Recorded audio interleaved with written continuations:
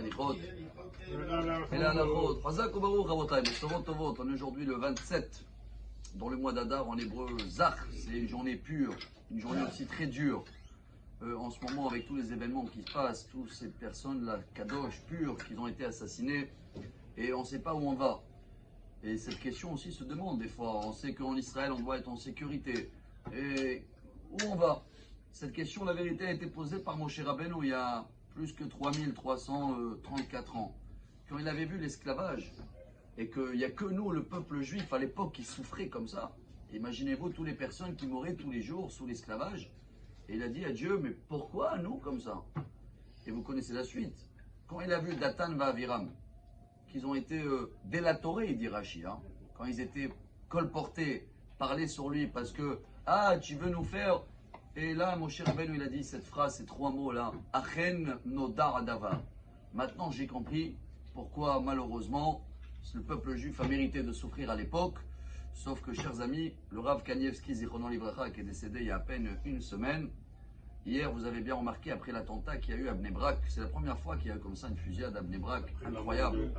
Alors, le grand rabbin, aujourd'hui, de la génération Ashkenaz, il s'appelle le Rav Gershon Edelstein, il a 99 ans. C'est lui-même qui a dit hier, peut-être le fait qu'il y a moins de mérite, il y a moins de protection, que des choses comme ça peuvent arriver. Le Rav Kanievski lui-même, on l'a demandé cette question, et on l'a dit, d'accord, on comprend le message, et on n'arrête pas de parler de ça depuis la semaine, qu'il faut diminuer dans le Lachon Hara, et il faut parler que de nous, on avait dit hier.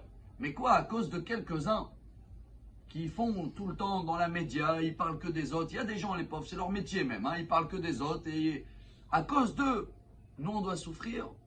Quelle était sa réponse? Et je crois que c'est le message d'aujourd'hui, chers amis. Vous savez, c'était quoi la réponse? Je la trouve incroyable. Il a dit, nous on ne fait pas des reproches à eux. On fait des reproches à tout le monde parce qu'il n'a pas fait la coutume, c'est là, ou parce que là, il a dit, hein. Mais pourquoi on n'arrête pas les gens? D'abord nous-mêmes, mais ça nous intéresse en fin de compte. Hein. Même si nous, on ne fait pas de la shonara, genre on aime bien lire d'articles sur celui-là, t'as vu, le restaurant, il n'était pas bien, l'autre, il a fait comme ça. Alors malheureusement, ça ne nous gêne pas tellement. Qu'est-ce qu'on doit faire? Crier. Stop, dès qu'on voit autour de nous, qu'on parle de quelqu'un ou quoi que ce soit, c'est la shonara, venez, on va oser dire, stop la conversation. On veut plus, je veux plus écouter parler d'un tel, même des compliments, c'est devenu compliqué d'écouter parce que ça peut enchaîner après des reproches. Alors je crois que c'est un défaut, on doit travailler, en tous les cas je parle pour moi en premier, et bien sûr après autour de nous, dans toute cette période, chacun va faire en sorte de rajouter un peu de protection. Hein, le Rav Kanievski, ce qu'il faisait lui d'études, je ne sais pas combien de personnes peuvent compléter ça, mais minimum chacun de nous peut rajouter un peu dans l'étude. Venez, on va tenir des choses que les arrière-grands-parents depuis 3000 ans, ils tiennent la même chose. Il n'y a que la Torah qui nous a sauvés toujours. Alors, Bezrat Hashem, j'espère qu'on va passer très très vite toute cette étape-là compliquée. Et comme ça, on va voir plus vite la lumière, les fleurs, Mashiach. Et surtout, hein, on essaye de stop le Lachon Hara autour de nous. Et comme ça, Bezrat Hashem, on va avoir une Géoula Shelema et une journée pure et pas dure, Bezrat Hashem. Amar Rabbi Elazar, Amar Rabbi Hanina.